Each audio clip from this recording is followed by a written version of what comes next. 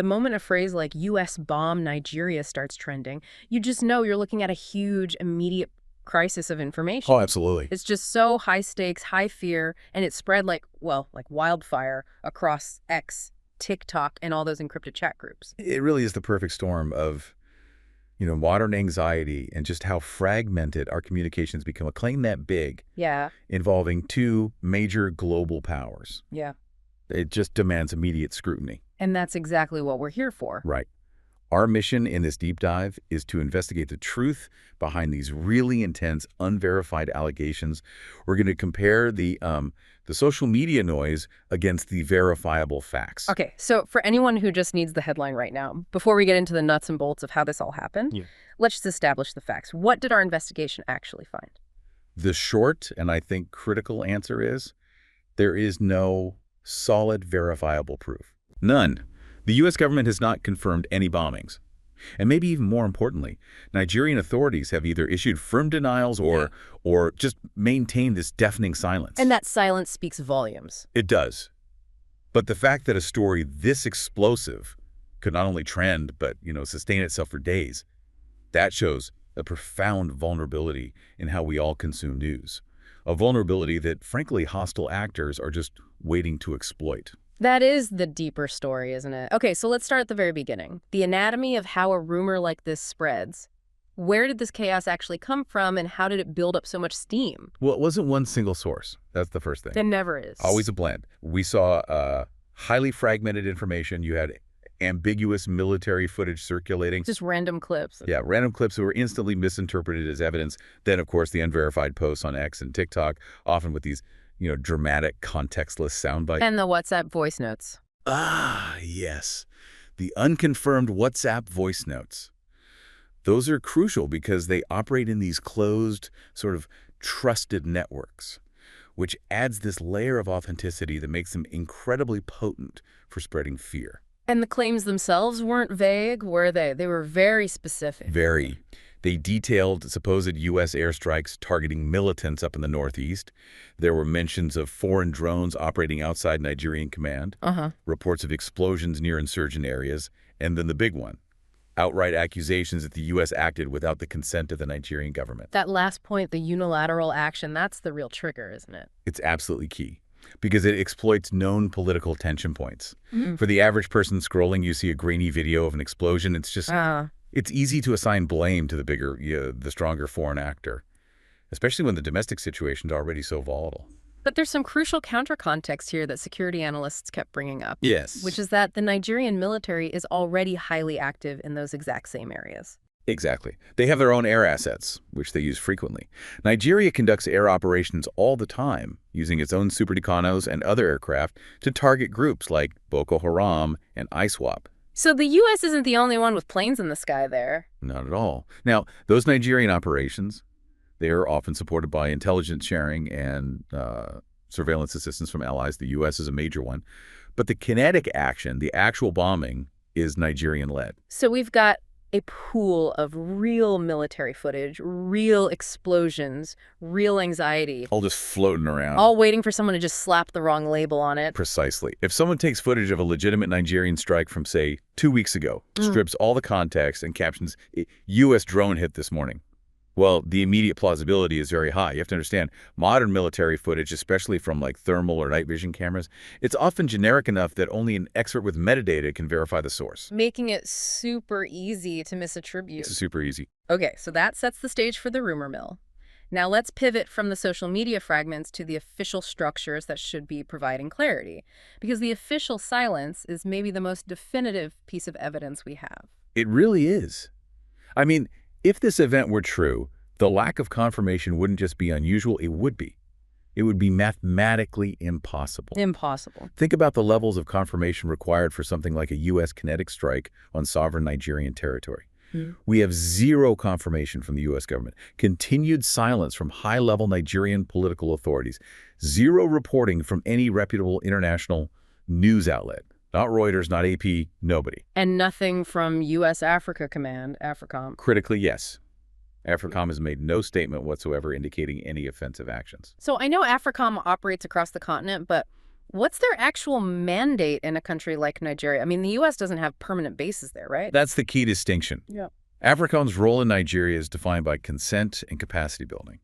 The partnership is focused entirely on non-kinetic support. Okay, so what are we talking about specifically? We're talking about counterterrorism training for Nigerian forces, deep intelligence sharing on insurgent movements, surveillance and reconnaissance assistance, which is often done remotely, and of course the sale and maintenance of key military hardware. So the U.S. is giving them the tools and the targeting data, but Nigeria is pulling the trigger. Correct, and that just highlights the overwhelming diplomatic implication of this rumor. Any U.S. military action of this scale on Nigerian soil would require explicit top-level approval from Abuja. From the very top. From the very top, usually through highly confidential pre-approved consultation clauses within their security framework. It's not something a general just decides to do on a Tuesday. And even if that approval were somehow granted, it would still become public knowledge almost instantly, wouldn't it? Oh, absolutely. The diplomatic fallout alone would require emergency briefings, high-level calls. It couldn't be contained.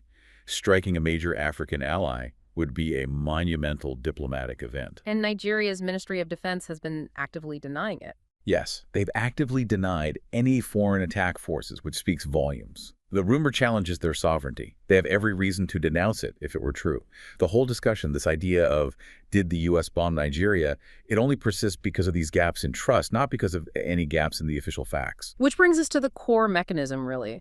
We know the official silence is the fact, yet the viral claim completely dominated the narrative. Why?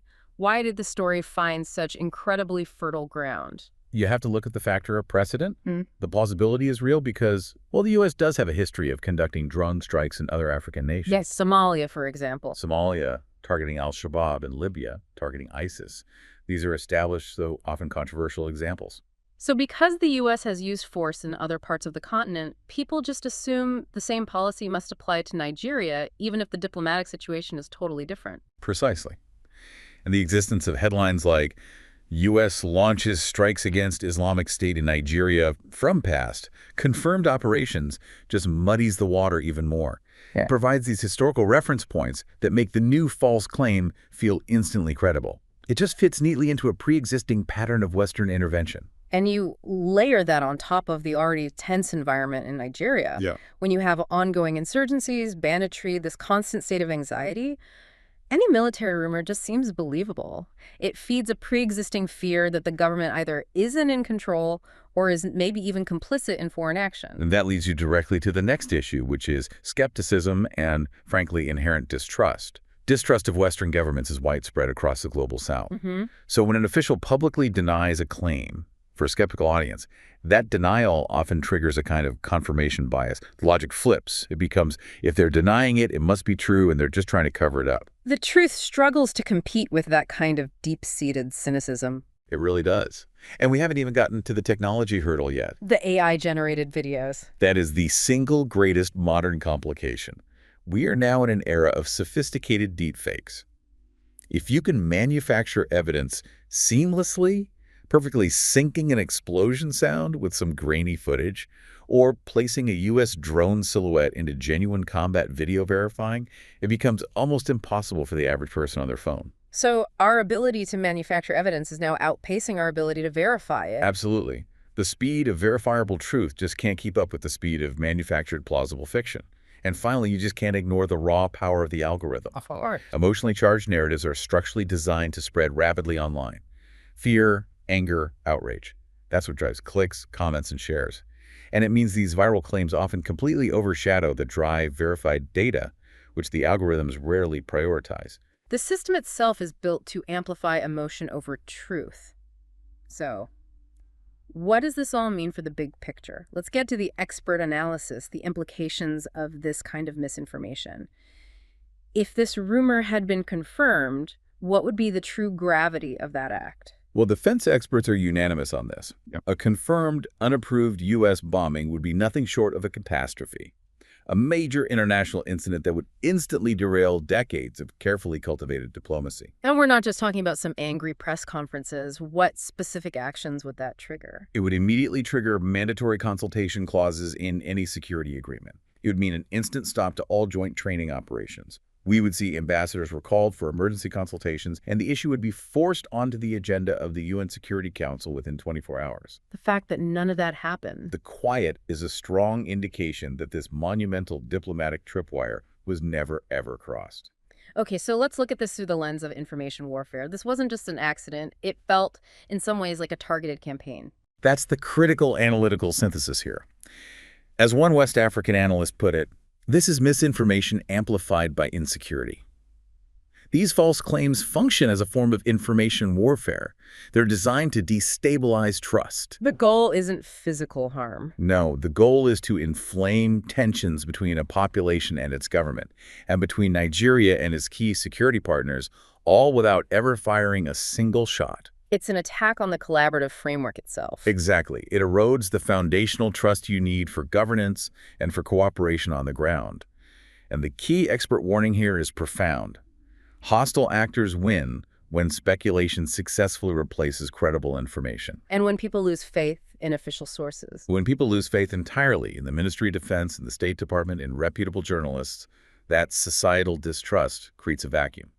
And only chaos and division can thrive in a vacuum like that. That's a worrying consequence that goes so far beyond just a single social media trend. Okay, so as we wrap up, what's the final central takeaway we should leave everyone with? The central finding hasn't changed. There is no verifiable proof that the U.S. bombed Nigeria. Both major authorities have failed to confirm any such operation. The story's entire existence serves as this critical, high-stakes demonstration of the danger of rapidly spreading, emotionally resonant, and now technologically enhanced misinformation. So the key advice for you listening is simple. During these periods of intense conflict and high anxiety, you have to rely on confirmed, reputable sources that can verify their facts, not the emotionally charged, algorithm-driven chatter on social media. And that leads to a necessary, I think, provocative thought. Building on this reality of AI and distrust. Go on. If military rumors are instantly believable during conflict, and our digital world ensures emotional narratives consistently overshadow facts, how can any individual, you included, effectively establish a baseline of truth? Especially in an era where AI can manufacture convincing evidence and official sources are met with this inherent pervasive skepticism. That loss of faith in a verifiable reality. That is perhaps the most serious consequence of all. It really becomes a fundamental question of how we determine what's real. And we should note, URBT News, which we referenced in our sources, they've stated they will continue to monitor developments. They'll provide updates if verified information ever does emerge. And that's the kind of confirmation loop we need. Yes. Always follow the verifiable paper trail, not the viral narrative.